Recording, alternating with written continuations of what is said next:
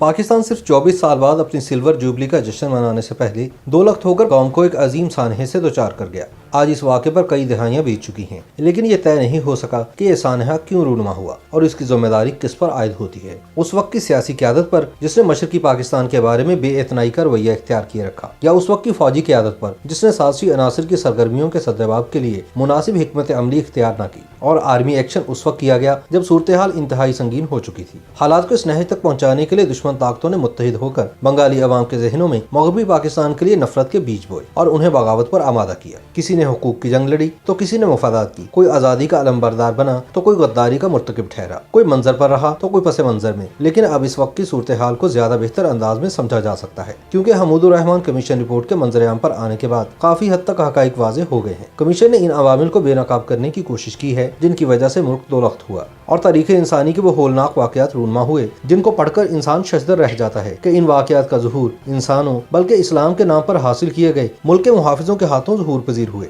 Report का एक एक सफ़ा चशम कुशा और मालूमात अफसा है। हमूदुर रहमान कमीशन के सामने अपना बयान रिकॉर्ड कराते हुए जनरल अमीर अब्दुल्ला नियाज़ी ने कहा कि मैंने जनरल मोहम्मद याहिया खान से कहा था कि इस मसले का हल सियासी होना चाहिए। जब वो इस तरफ न आए तो मैंने इनसे 2 डिवीजन फौज का मुतालबा किया। इस मौके पर जनरल अरोड़ा ने दावा किया था कि फौज 16 दिनों में ढाका पहुंच जाएगी, जबकि दूसरी जानिब पाकिस्तानी आला हुकाम भी मशरकी पाकिस्तान से छुटकारा चाहते थे। 13 दिसंबर को मैंने आखिरी गोली आखिरी आदमी का हुक्म दिया। ये फौज के लिए मौत का वारंट होता है। मेरे तमाम साथियों ने इस पर लब्बैक कहा। इस मौके पर याहिया खान ने कहा कि हथियार डाल दे, क्योंकि मगरबी पाकिस्तान भी खतरे से दोचार है। अगर मगरबी पाकिस्तान ही नहीं रहेगा तो मशरकी पाकिस्तान का क्या करेंगे। लिहाजा बहैसियत फौज सरबराह मुमलिकत का हुक्म मानना मेरा फर्ज था। उन्होंने कहा कि पर्दा नशीनों को मालूम है कि अगर इस सानहे की सही इंक्वायरी हो तो बड़े बड़े लोग नंगे हो जाएंगे। अगर हमूदुर रहमान कमीशन रिपोर्ट में भी इस अमर का जिक्र कर दिया जाता तो भुट्टो को भी इक़्तिदार न मिलता। जनरल नियाज़ी ने हुकूमत से मुतालबा किया कि इन वाक़यात की इंक्वायरी होनी चाहिए। पहला कि जनरल जहिया ने इलेक्शन कराने के बाद इक़्तिदार अवामी लीग के हवाले क्यों नहीं किया। दूसरा ये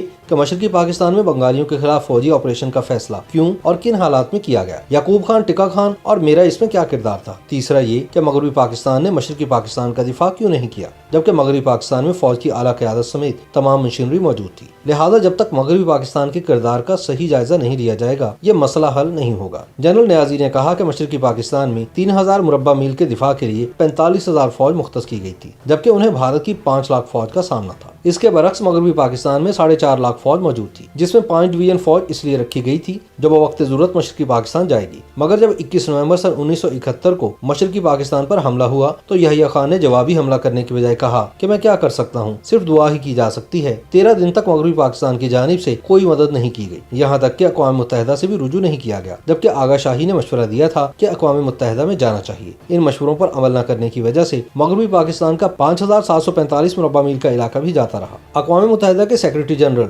यूथ ऑरेंट ने भी इंदिरा गांधी से कहा कि इसका सियासी हल होना चाहिए, मगर याहिया खान ने जंग खत्म करने का ऐलान किया। YouTube पर गूगली न्यूज देखने के लिए youtube.com की सर्च बार में गूगली न्यूज टीवी टाइप करें। गूगली न्यूज के पेज पर सुर्ख रंग के सब्सक्रिप्शन वाले बटन पर क्लिक करना ना भूलिए। YouTube पेज पर अपलोड होने वाली वीडियोस से बाखबर रहने के लिए बेल आइकन पर क्लिक कीजिए। आपको हर नई वीडियो के बारे में नोटिफिकेशन मौसूल हो जाएगा।